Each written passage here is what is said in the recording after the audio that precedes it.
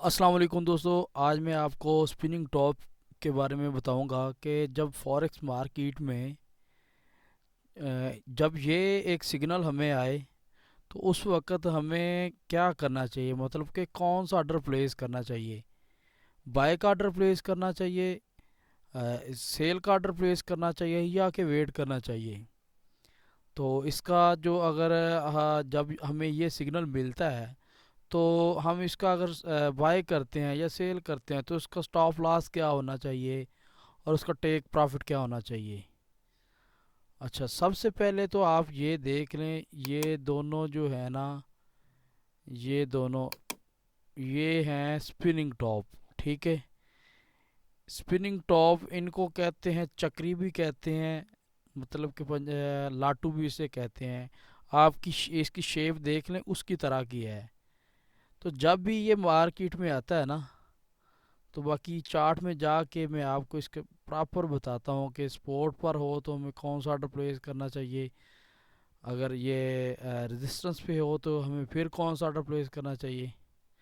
अच्छा, जब भी इसका जो पूरी इसकी है ना वो तफसील वो सुन लें कि किसी भी टाइम फ्रेम में जब जहाँ प्राइस ओपन होती है, इससे मामूली ऊपर नीचे क्लोज होती है, जिससे रॉयल बॉडी छोटी होती है जबकि शेडो बड़े होते हैं, स्पिनिंग टॉप कहलाता है। अगर स्पिनिंग टॉप रेजिस्टेंस पर हो तो प्राइस के नीचे मुड़ने के चांस होते हैं, और अगर ये सपोर्ट पर हो तो प्राइस ऊपर जाने के चांस होता है। चलते हैं चार्ट की तरफ। अच्छा, मैंने ये ढूंढ के रखा है स्पिनिंग टॉप। अच्छा, ये देख लें,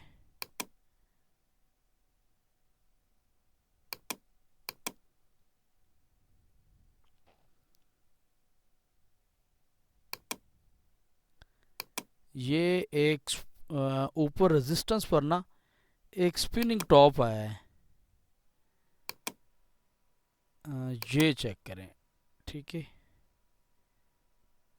ये आप देख सकते हैं, और ये जो मैंने आपको दोनों दिखाए हैं ये सेम है। ठीक है, और ऊपर ये रेजिस्टेंस पर आया तो नीचे प्राइस कितनी गई ये देख सकते हैं आप। यहाँ पे जब इसने H4 टाइम फ्रेम में क्लोजिंग दी तो आपने ऑर्डर प्लेस करना होता है। जब ये प्रॉपर क्लोज कर दे H4 की टाइम फ्रेम कैंडल में, ये ज़्यादातर जो काम करता है H1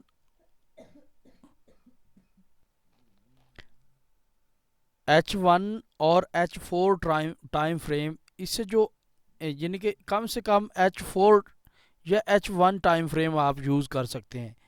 ठीक है, इसमें इनका जो कैंडल स्टिक पैटर्न होते हैं ना, इनका एक अच्छा रिजल्ट मिलता है। तो D1 में या वीक 1 में, मंथ 1 में इससे भी अच्छा रिजल्ट मिलता है।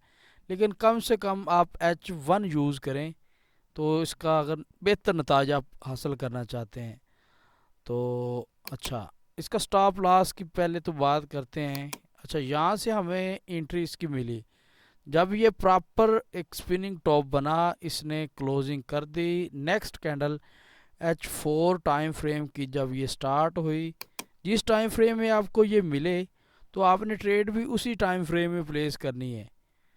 अच्छा,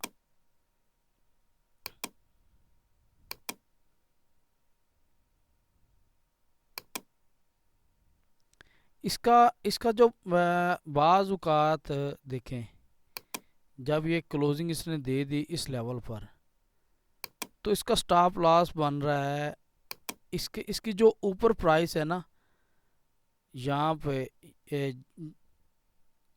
ये वाली, जहाँ से ये वापस मुड़ा है। ठीक है, इससे ऊपर आपने 5 पिप, कम से कम 5 पिप ऊपर स्टॉप लॉस रखना है इस लेवल पर। 5 पिप स्टॉप लॉस रखना है। अगर स्टॉप लॉस की बात की जाए तो अगर इसके स्टॉप लॉस की बात करें तो वो बन रहा है तकरीबन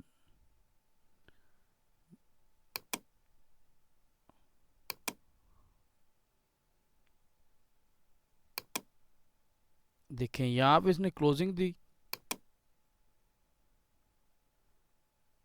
स्टॉप लॉस तकरीबन 15 पिप कह लें आप, ठीक है। 15 पिप ये और 5 पिप आपने ऊपर रखा, इसकी जो क्लोजिंग मार्केट की ओपनिंग इसका हाई लगाया ना इसने, ठीक है, उससे ऊपर 5 पिप आपने ऊपर स्टॉप लॉस, तो आप इसका 20 पिप स्टॉप लॉस मान लें। तो आपने रिस्क टू रिवार्ड इसका रखना होता है कम से कम 1:2 या 3, यानी कि उसका डबल या ट्रिपल कम से कम। डबल तो डबल से कम तो रखना ही नहीं है। अगर आपका स्टॉप लॉस 20 पिप का है ना, तो टिपी कम से कम 40 पिप का हो, नहीं तो 60 पिप हो। अच्छा, ये 40 पिप तो लाजमी होना चाहिए ना, यहाँ पे 40 पिप तो यहाँ पे कंप्लीट हो गए। अगर आप 1:3 तक जाते हैं ना, तो मेरी कोशिश होती है कि इसका 3 गुना लिया जाए, यानी कि अगर स्टॉप लॉस 20 पिप का है ना, तो टीपी 60 पिप का हो, तो टीपी 3 भी ये कंप्लीट करता है। ये देखें यहाँ पे हो गया। तो मार्केट की अगर बाकी की प्रॉपर पूरी बात करें ना, तो ये 150 पिप्स के राउंड अबाउट ये मार्केट ना स्पिनिंग टॉप के बाद मार्केट डाउन गई, नीचे गई मतलब के। तो बाकी मज़ीद फिर भी एक बार मैं आपको क्लियर कर देता हूँ, ये वाली कैंडल, ठीक है, और ये जो पिक्चर मैंने आपको दिखाई है यहाँ पे, ठीक है, ये स्पिनिंग टॉप है। तो ये जो कैंडलें होती हैं ना, इनका ये बहुत कम मिलती हैं, और जब मिले हैं तो इसका जो एक अच्छा रिटर्न लेना चाहिए, ठीक है। ऐसा नहीं करना कि थोड़ी मार्केट प्रॉफिट में आई या थोड़ा सा लॉस में आई तो फौरी क्लोज कर देना, ऐसे ट्रेडिंग नहीं होती। प्रॉपर चलें, लॉन्ग टर्म या मिड टर्म चलें आप, ये जो सिग्नल होते हैं इनको पूरा इसका फ़ायदा उठाएं। $2-4 फ़ायदा या $2-4 लॉस, इससे कुछ भी नहीं होगा, ना कोई ट्रेडिंग होती है। तो अभी एक वीडियो में इंशाल्लाह बनाया करूँगा आप लोगों के लिए जो बेसिक लेवल है उस पर, और एक होगी कैंडलस्टिक पैटर्न पर, ठीक है। और कोशिश किया करूँगा कि एक वीडियो ना मैं एडवांस लेवल पर भी बताऊँ, कि कुछ लोग हैं ना जो एडवांस लेवल की वीडियो होंगी वो भी उनके लिए मैं बताऊँगा। तो उम्मीद है आपको कुछ ना कुछ ज़रूर मिला होगा। इंशाल्लाह अगली की किसी वीडियो में मिलेंगे। ओके, अल्लाह हाफिज़।